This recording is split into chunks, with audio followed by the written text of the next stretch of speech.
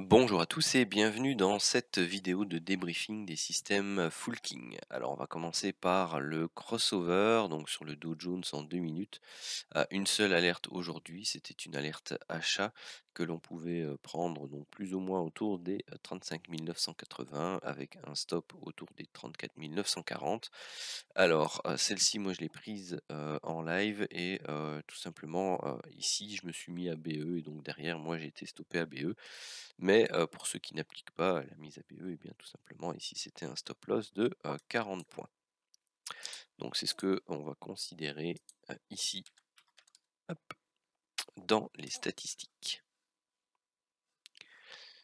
Ensuite, allons voir ce qui s'est passé sur le 500 tick. Donc la journée commençait ici. Là donc on n'avait pas de priorité quelconque puisqu'on n'avait pas de setup de divergence de zone qui s'était appliqué dans ces zones-ci. Donc ici derrière, eh bien, au moment où on entre dans la journée, nous avons ici une alerte King TT qui est donnée ici. Pas de setup de divergence précédemment possible. Nous sommes en zone de range long terme et nous sommes dans la partie haute. Donc là, nous pouvions entrer en position à la vente ici et aller rechercher tout simplement le premier objectif qui se trouvait quelque part par ici. Donc ça nous est un premier trade qui nous donnait 50 points. Juste derrière, on a eu l'apparition d'un setup de divergence ici qui a été validé par ce chandelier-là. Hein, donc c'est un chandelier de 13 points, on casse la ligne de tendance court terme, on vient casser ici la dernière longue mèche basse. Bon, on est à proximité de la zone grisée. Donc là, on pouvait aller rechercher ici 40 points sur l'objectif 1. Ici, nous étions en zone de range long terme, donc on se laissait un stop traîner ici au-dessus. Par là, on était à BE et derrière, eh bien, on se faisait stopper à BE par ici.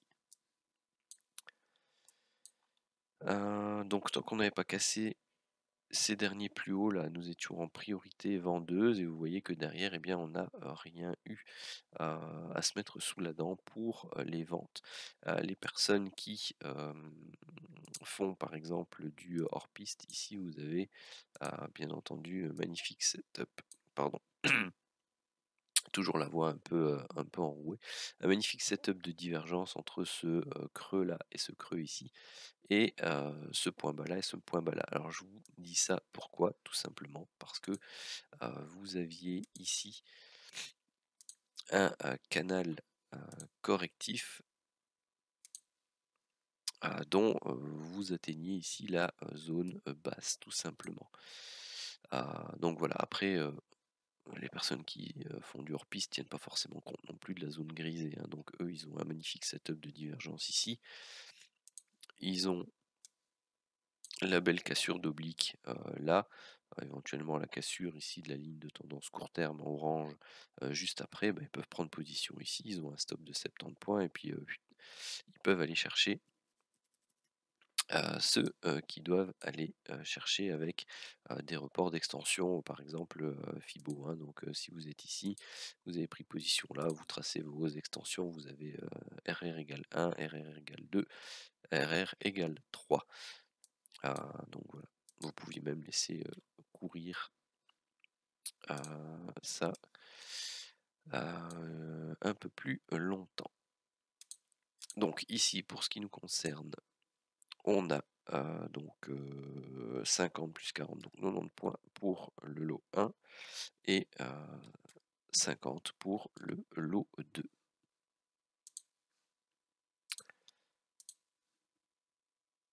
Allons voir ce qui s'est passé un peu sur le Santic.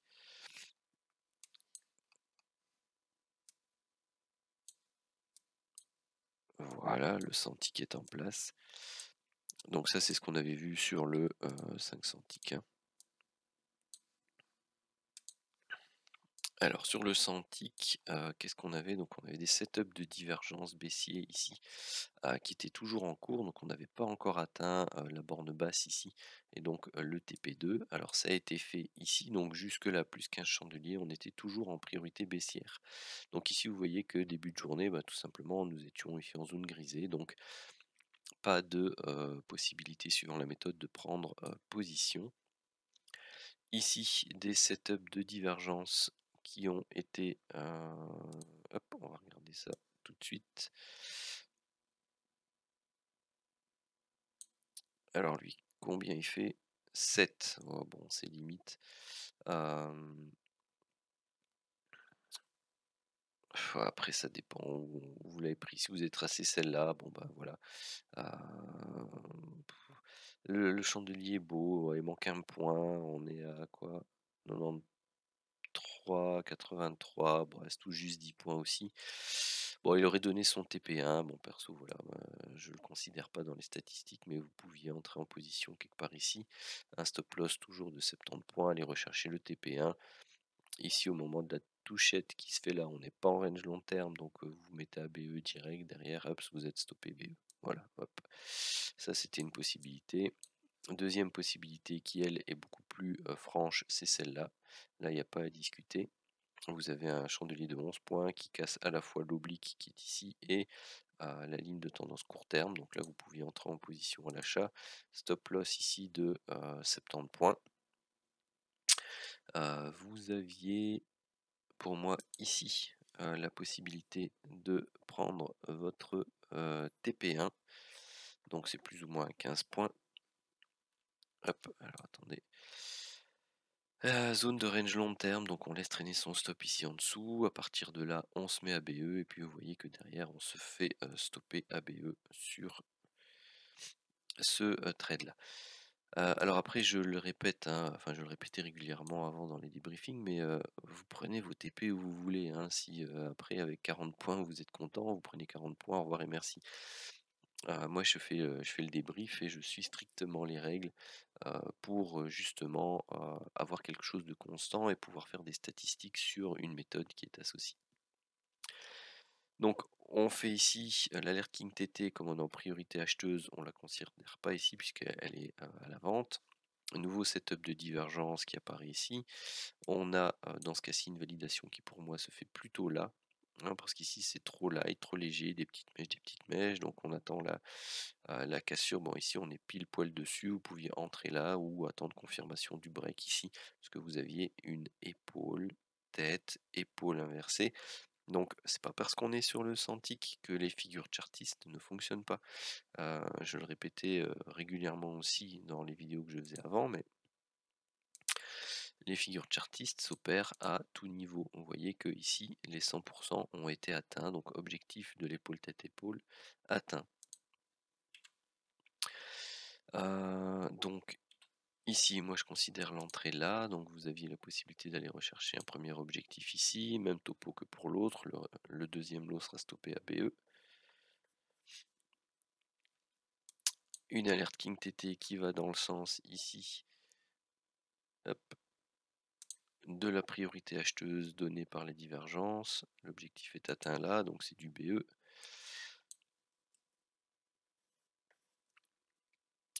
Ensuite, qu'est-ce qu'on a? Rien. Hop. Ici, une alerte King TT dans le sens du setup de divergence. Elle est donnée là. 9 points. On monte ici. À ce moment-là, la barre est là-bas. Donc on attend. Bon, ici, on voit comment ça dégringole, hein. Moi, ce genre de choses, je reste pas dedans non plus, hein. Surtout avec des tout petits chandeliers d'hésitation. Là, c'était à 17h48. Pas franchement de mouvement. Il faut pas rester dans ce genre de configuration, surtout pour des alertes King TT. Bon, ici, on va considérer qu'on est sorti là-bas à moins 30, ce qui est déjà pas mal du tout. Ensuite, ici, toute une série de setups de divergence qui ne seront validés que ici. Et vous voyez, pleine zone grisée, ce qui est bien dommage parce que derrière, ça pulse TP1, TP2. Bon, voilà, c'est comme ça. Ici, donc on attend qu'un chandelier avant de considérer une nouvelle alerte. Donc là, on a le setup de divergence en attente de validation, pas validé. Ici, pareil. Il est validé ici, il est quelle heure? 19h32. Hop, donc lui, il est validé. Donc on a un stop loss de 70 points et on se farcit le stop loss de 70 points.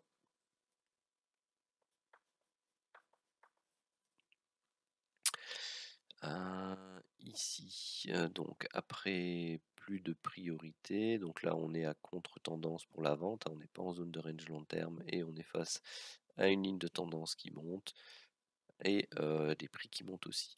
Donc souvent quand on vient de faire une explosion comme ça aussi, il faut faire attention aux zones que l'on vient, frapper. Donc ici on est venu, frapper 2 fois la ligne de tendance court terme.